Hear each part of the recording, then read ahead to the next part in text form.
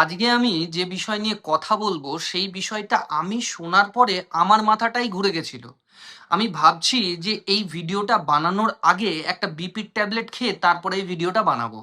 কারণ এই ঘটনাটা যদি আপনারা শোনেন তাহলে আপনাদেরও মাথাটা ঘুরে যাবে।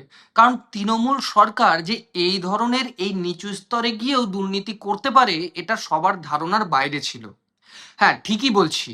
তৃণমূল সরকার বিগত ১৫ বছর ধরে আমরা জানি অনেক দুর্নীতি করেছে এবং এই পশ্চিমবঙ্গকে তথা পশ্চিমবঙ্গের মানুষজনকে একদম লুটেপুটে খেয়ে শেষ করে দিয়েছে। চোরেদের আখাড়া বানিয়ে রেখেছিল।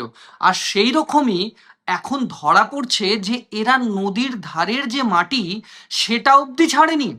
আমাদের ওল্ড মালদা পৌরসভার আন্ডারে নদীর ধারে যারা বসবাস করে গরিব মানুষ, তাদের যাওয়ার কোনো জায়গা নেই, তাদের নিজস্ব কোনো জায়গা নেই। যখন বন্যার জল তাদের বাড়িতে চলে আসে, তারা যখন কোনো মাঠে বা রাস্তার ধারে দিন কাটায়, কাটানোর পর আবার সেই নদীর ধারে গিয়ে নিজেদের ঘর বানিয়ে থাকে। সেই সমস্ত নদীর ধারের মানুষদের কাছে এই তৃণমূল সরকারের চোর নেতারা প্রচুর টাকা নিয়েছে। মানে এই নদীর ধারের মাটিগুলোকে এরা প্লট সিস্টেম করে প্রতিটা গরিব মানুষের কাছে ৫০,০০০ থেকে শুরু করে ১ লাখ, ১.৫ লাখ, ২ লাখ অবধি সবার কাছে নিয়েছে।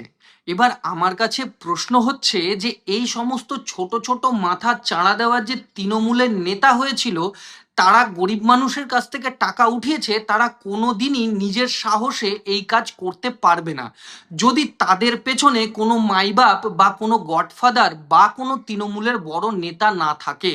আমার কথা হচ্ছে যে এই বড় তৃণমূল নেতা যারা এদেরকে মদদ দিয়ে বলেছিল সবার কাছে গিয়ে টাকা তুলতে, তাদেরকে ধরা হোক, তাদের উপরে আইনি ব্যবস্থা নেওয়া হোক, কিন্তু এইভাবে নয়। যারা যারা এদের কাছে মাটি বিক্রি করেছে আগে সবার প্রথমে তাদেরকে ধরা হোক এবং তাদেরকে ধরে জিজ্ঞাসাবাদ করা হোক যে তাদের পেছনে কারা ছিল বা কোন নেতা তাদেরকে সাপোর্ট করেছে। কারণ এই গরিব মানুষদের কাছে যেভাবে দুর্নীতিভাবে টাকা নেওয়া হয়েছে এটা কখনোই মানার যোগ্য না। শুধু নদীর ধার নয়, এরকম অনেক সরকারি জায়গা আছে যেগুলোকে প্লট করে করে এরা বিক্রি করে দিয়েছে বহুত টাকার বিনিময়ে এবং মানুষজনকে লুটে খেয়েছে।